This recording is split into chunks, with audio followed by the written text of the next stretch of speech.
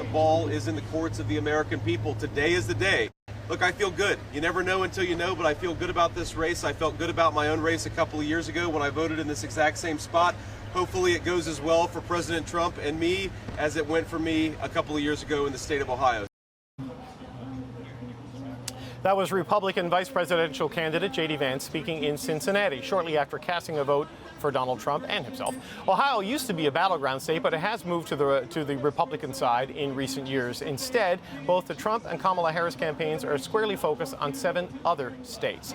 And here to discuss how Republicans are feeling right now, Jay Shabria, a political advisor to VP candidate J.D. Vance and the managing director at MAG Global Strategy. Jay Shabria, it's finally Election Day. Thanks for coming back, man, as promised. We appreciate being here. How are you doing today? I'm doing fantastic, David. It's been a great ride. I've had a great time. I've actually was in 5 of the 7 swing states that you just talked about in the last 2 days. The vibe is good. The mood is good. I feel good, and I think that Trump and Vance are going to win this election tonight. What's your sense of what you've seen so far in the early voting, in the turnout? We've seen people like Charlie Kirk, voice some concern on Twitter about the turnout not being high enough, and he's one of the people doing it for the campaign. What's your thoughts there? Yeah, look, when you pay attention to Twitter or X, whatever, or in my experience in doing 30 years of politics, is that it's a lot of vibes on those platforms. It's not really anything real. What we'll know in 15, 20 minutes when the first polls close and those first vote drops come in those key counties, we'll start to understand where we are in this election. But up until then, it's just a lot of talk by both sides trying to position themselves. So I don't put a lot of stock into that. But what I do put a lot of stock into is what I've been seeing in the vote before this today. And this is where Republicans have been excelling in the early vote. Look, the Republicans were encouraged not to do early voting in past elections. They were this year. And what I've seen in the numbers is that our low propensity voters, and that's the voters that don't turn out in every election, are voting in a huge number, especially in these key swing states. And that's going to, I think, what's going to really be one of those key indicators to show that Republicans are going to win this race this year. Okay, those low propensity voters, a lot of those are white men, young men in particular. Are you saying they're voting in large numbers today on the election day vote, or No. they voted in large numbers in the early voting? Yeah, and it's not the white men either. These are voters, and they're women. They're in all facets. What they are is they're either new registrants that have been registered by Republicans, or voters that have voted in one of the last 4 elections, or 2 of the last 4 elections. So they don't come out all the time. So you actually have to put work into getting them out and making sure that they come out to vote.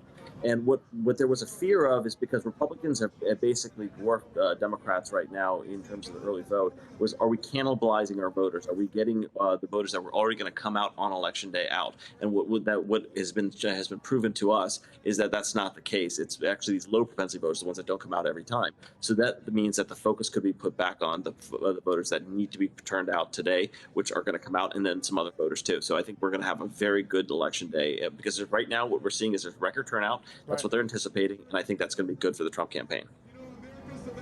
Okay, that's interesting because your analysis there is kind of the reverse of what some of the conventional wisdom has been, right? That your more likely hardcore dedicated voters might have voted early, but you're saying it's the less likely, less reliable ones. So that's a sign of strength and a sign of hope you're seeing. Is there something you're seeing, Jay, that worries you a little bit, that's got you a little bit concerned about maybe big numbers in Philly or what's happening in Fulton? What are you looking at on the map that gives you some pause? Again, those are vibes right now, and that's just all anecdotal. And I have proven, I've gone back and over my head over and over again to never fall for those kinds of traps. Look, I have looked at the data over and over and over again over the last several weeks, and I can't find really bad data for Republicans right now. Could they lose? Sure, they could lose. And what would that look like? That would look like an unprecedented election day turnout by Democrats, and then them getting a higher percentage of independents than anyone would ever expect. So those are the 2 things that they need to win. That's not a very easy path for them. So it certainly could happen. I submit that it could, but right now Republicans are in the driver's seat as they head into this the last couple hours of the polls being open. You did J.D. Vance's Senate campaign in Ohio. You did his debate prep for the vice presidential debate. You're going to be with him tonight. I'm presuming you're going to Mar-a-Lago, and then what? Have you spoken to the vice presidential nominee today? Have you got a sense of how he's doing and what he thinks, and what is the biggest night of his political life? Sure. Look, I was on the plane with him earlier today. I've been with him the last few days. I'll be seeing him again tonight. Look, he's actually very loose, very calm about things. We've talked about the numbers. We've got a good cadre of his supporters and his friends and family around him too. So he's actually very loose and very comfortable. He wants to win very badly, and I think he's gonna have a really good night. He's really proven himself through the course of this campaign, being able to take on the media, the combative media, and also in that debate.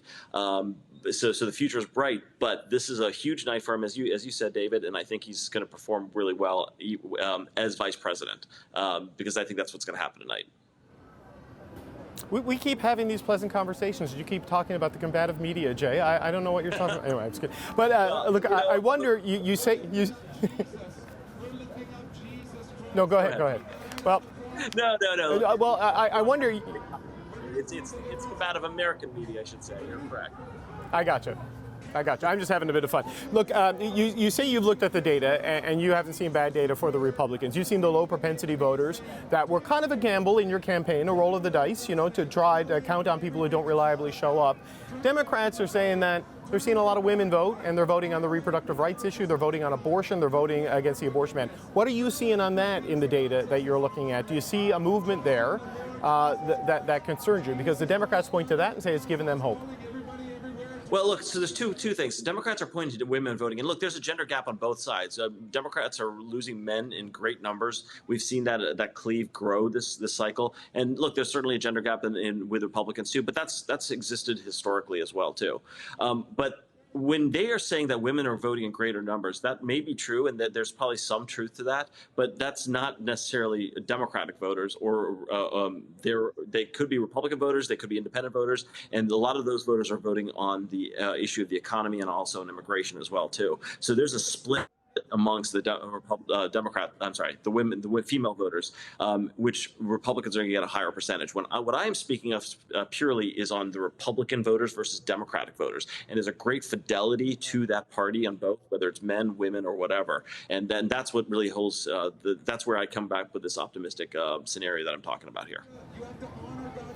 Just as a final point, the Harris campaign was briefing reporters that they saw late undecideds breaking their way by a double-digit margin in vote share, largely because of the Madison Square Garden rally and sort of the controversy and the fallout that came from that. Yeah.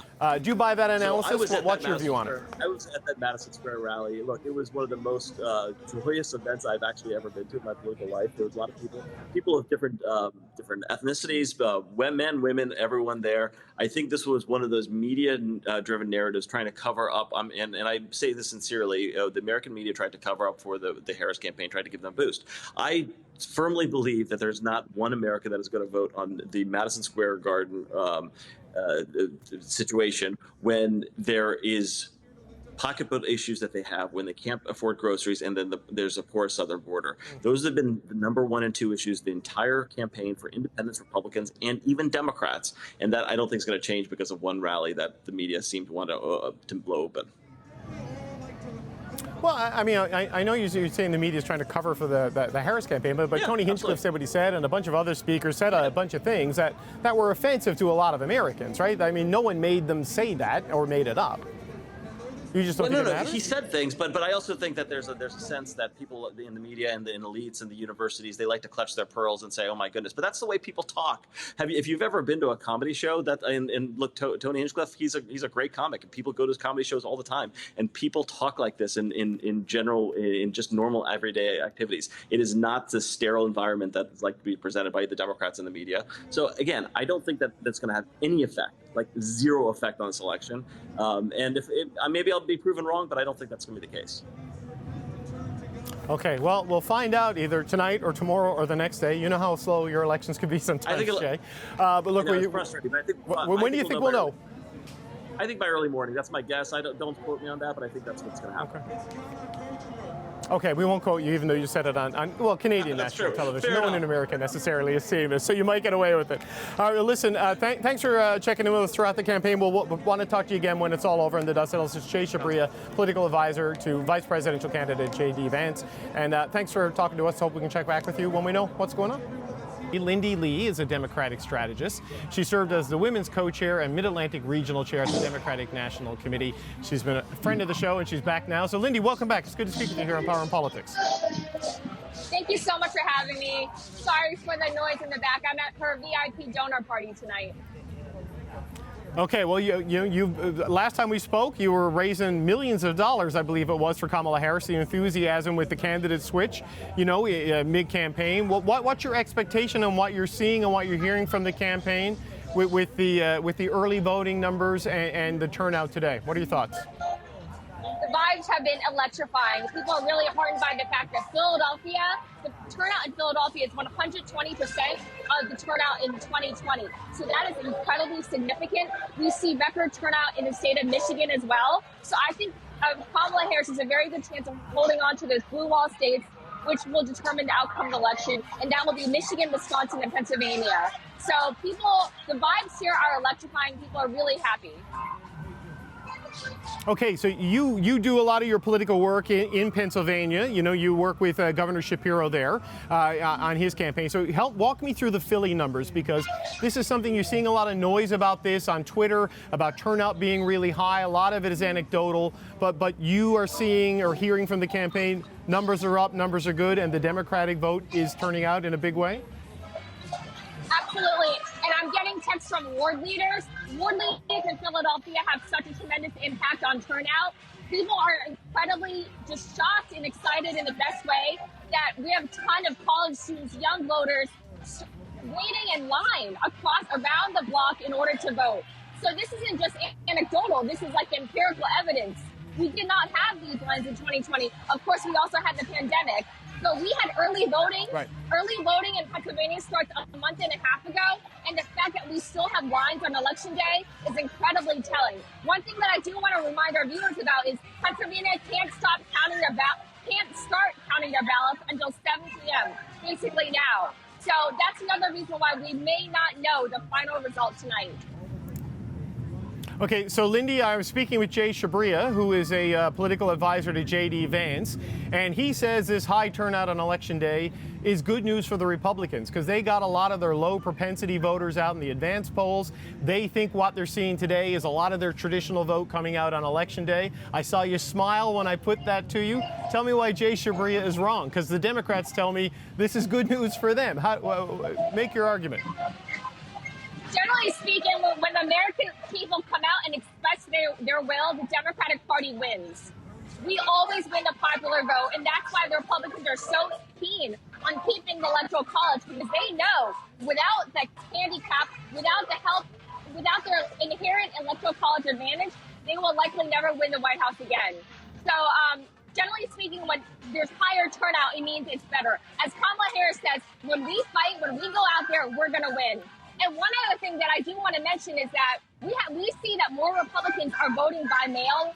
We saw that a lot of Republicans are voting early. So we don't know how many of those voters are new voters versus people who would have voted on Election Day. So did the Republicans cannibalize their Election Day vote? We don't know that yet. We will know in the next few hours, though. Okay, so Lindy, you're obviously very encouraged by what you're hearing and seeing coming out of Pennsylvania, Philadelphia in particular. I've seen some estimates that if Harris comes out of Philly up by 500,000 votes, it's ball game. She'll win the state. So we'll see. So that's a good thing you're seeing. Is there something you're hearing and seeing today that worries you in terms of a state you're counting on or in terms of turnout that gives you some pause as a Democrat right now? Frankly, I'm racking my brain, but no. I think the empirical data has looked fantastic. One thing that I also want to point out is that the floating pile of garbage remarks has really reverberated around America. We have 400,000 Puerto Ricans in Pennsylvania alone, and Trump managed to anger all of them. People are just really mad. They feel like Trump denigrated their community. I mean, I would be upset too. And so you saw Trump's last-minute trip to Allentown to try to make amends, but I think it was too late. Latino Americans are galvanized. They showed up today. So, Lindy, you're looking at this, and I know it's very early, and it might only be day one of the counting, given how things work state to state here. But, our Katie Simpson said she was speaking to a pretty senior Democrat who said in their gut they think she's got it, she being Kamala Harris. That sounds like where you are. You think now that it's largely done except the counting, you think this is a Harris win? This party is a party of senior Democrats. We have governors walking around, DNC officials. I haven't heard a single person doubting the outcome of the election. I think people think we have it in the bag, and it's not just vibes. It's actual data. Like right now, we've been in the middle of interviews, so I haven't been able to monitor Philadelphia.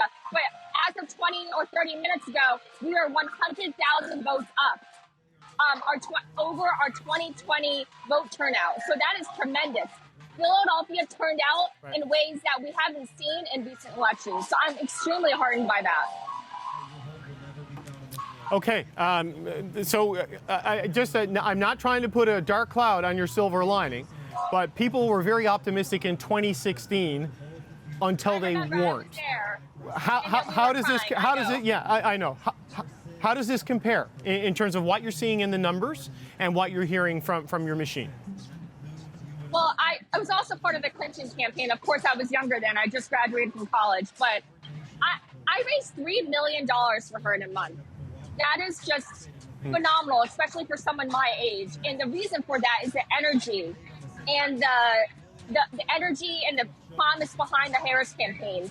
Americans around the country are so deeply invested in our democracy. They see this as existential. This isn't your grandfather's election. The fate of the republic is hinging on tonight, on this week. And I'm not exaggerating. This is not hyperbole. We are running against someone who has no respect, who doesn't consider our republic to be sacred. I am a naturalized American. For anyone to terrorize our capital, for me, that's unforgivable. And I know countless Americans around the country feel the same. And that is why it's different. Because he terrorized our capital. His supporters spread feces around the hallowed halls of our capital. This is just something that's so deeply unconscionable. Just a last question, Lindy, before I let you go. David Plouffe, who is a senior advisor to the Harris campaign, who was also a senior player in the Barack Obama campaigns. Well, if he wants to do an interview, we'll be happy to talk to Mr. Plouffe if you want to hand him your phone. But he was saying last night that he thinks you have a credible path to winning all 7 battleground states. Do you think that's really in play? Do you think you can run the table of the 7, or is it, or do you care? You just want 270 and you'll take it? He has been saying that. One thing that's been really interesting is that you saw Trump make 3 trips to North Carolina. North Carolina, a state that a Democrat hasn't won since Barack Obama. So clearly he's feeling vulnerable there. And that underscores what David said. I think we have a real shot at winning every single battleground state. We're leaving everything on the field, doing everything we can. So I certainly think so. I think the only state that I'm slightly nervous about is Nevada, actually. Right. Yes, and there's some strange things happening there with young voters and signatures because they don't sign anything anymore, exactly. And it's not matching up. And when they call them to cure the ballots, right, and when they call them to cure the ballots, Lindy, because they're Gen Z and millennials, they don't answer the phone because it's a strange number. So you got to text them, I guess. I never Lindy Lee, my look, phone. thanks. Yeah, me either. I hear you. Lindy Lee, thank you so much for joining us. We'll want to talk to you again when it's all over. That's Lindy Lee, a Democratic strategist. Thank you so much. At a very happy Democratic Party. Thank you.